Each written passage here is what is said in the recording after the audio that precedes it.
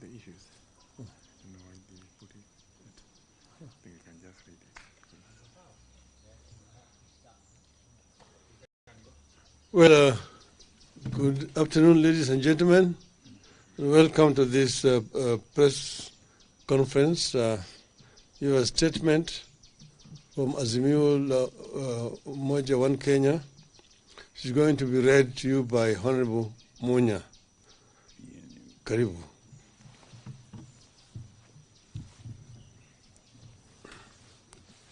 Yes, good afternoon. I'll read the statement. Our stand on talks to resolve crisis. Yesterday, Kenya Kwanza released a one-sided statement signed by Honorable Kimani Ichung'wah that they claimed to incorporate our views. We disowned the statement by Honorable Ichung'wah, as Mio had nothing to do with it. Its contents were those of Kenya Kwanza, their wish list. We wish to clarify as follows. 1, we remain committed to dialogue and a peaceful resolution of the social, economic, and political problems the country is currently witnessing and that threaten the lives of millions of our citizens. 2, in that spirit, we sanctioned a meeting between our leadership and that of Kenya Kwanza under the facilitation of His Excellency Olusegun Obasanjo.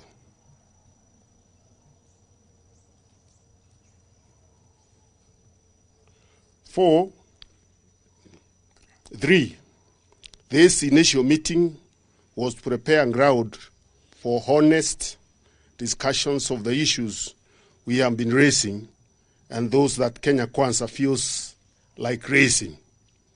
The meeting was therefore a talk about envisioned talks.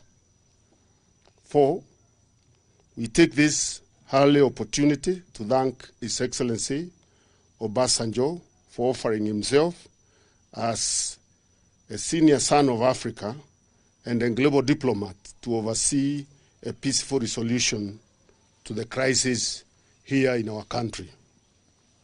5, we take note that Kenya Kwanza is trying to deny His Excellency Obasanjo's presence and leadership of the talks.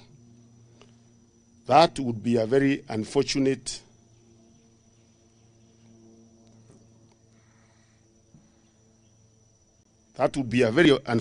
development indeed.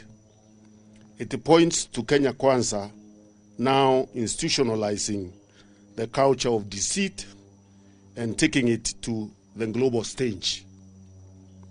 They denied the presence of President Suluhu here a few weeks ago, and now they want to deny the presence of Excellency Obasanjo. Number 6, while we remain committed to dialogue with Kenya Kwanza for a speedy and sustainable resolution to the country's problems, our issues have not changed. Our priority for discussion is the escalating cost of living, which has only got worse with the lifting of the conservatory order on the 2023 Finance Act last week. We want to see actions by the regime that will lead to the immediate lowering of cost of living. It is our position that this issue does not require any discussion, but policy or action by the Kenya Kwanza government. But since they won't do it, lowering the cost of living has to be part of the talks. Negotiations must therefore include the repeal of the oppressive, cruel, and insensitive Finance Act 2023. Under Article 43, it is the responsibility of the state to guarantee access to basic needs such as food, education, water, health, etc. 9, negotiations must include the issue of inclusivity. Kenya Kwanza must be made to disown and disavow the illegal, unconstitutional, and divisive efforts to turn Kenya into a private company that hires only those who voted for Kenya Kwanza. We remind Kenya Kwanza that the declaration by Rigathi Gachagua that Kenya is a private company, which has never been disowned by Mr. William Ruto, isolates, marginalizes, and treats several communities and regions in Kenya as second-class citizens. It has revived the question of a credible solution of the right to self-determination. 10, audit of 2022 elections and the bipartisan reconstitution of IEBC and respect for the autonomy and independence of political parties must be part of the talks. 11, in light of what has transpired these past days, we will bring to the table the issue of accountability and responsibility for the brutality and abuse of human rights of protesters. 12, it is our position that no party to these negotiations can and should determine for the other party what to raise and what not to raise. We will respect Kenya Kwanza's right to bring all its issues to the table, and they must also respect ours. Number 13, likewise, we expect Kenya Kwanza to have no objections to our priorities. 14, until we agree that each party has the freedom and right to bring its issues to the table, and as we continue to pursue discussion, we shall continue with our engagements with the people. That right is in our constitution. It has no basis for any discussion. We will continue exercising our constitutional rights of association, of expression, of assembly.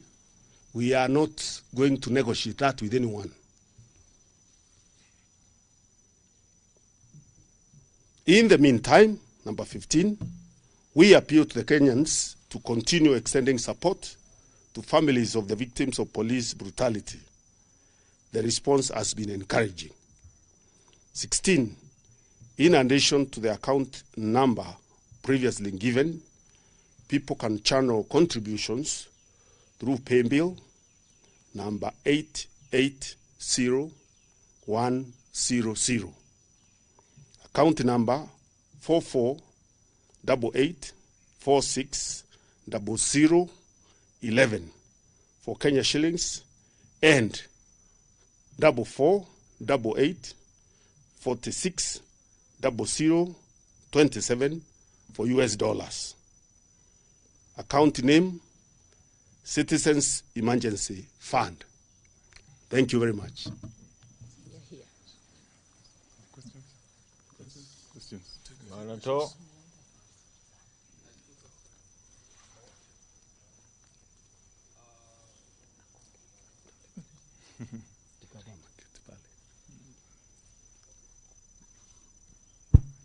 Okay, my name is Emmanuel Tov from KTN News. 2 questions. Has the Azimio team met President William Ruto? Because he has hinted on that. And number 2, have you come up with the membership of the 5 members of the 10-member team that is supposed to lead the discussions? And lastly, what happens to the bipartisan team of the 14 members now that we have another team in place? Yes, it's apparent from our statement that indeed there was a meeting chaired by His Excellency Honorable Obasanjo. And Baba accepted to appear in that meeting because of his respect for His Excellency Honorable Obasanjo. And as we have pointed out very clearly in our statement, that meeting did not conclude on any issues. It was a meeting to agree on when to hold the talks and how to hold the talks. So there were no issues canvassed there and agreed. So it is totally unacceptable and misleading to the public for Kenya Kwanza to start releasing its own statements purporting to be Azimio la Umoja issues. We have made it clear what our issues are here, and once a discussion is made within Azimio and our team is picked, then those are the issues that will be tabled for discussion in that committee. We are still discussing, and we will soon announce the names of those members.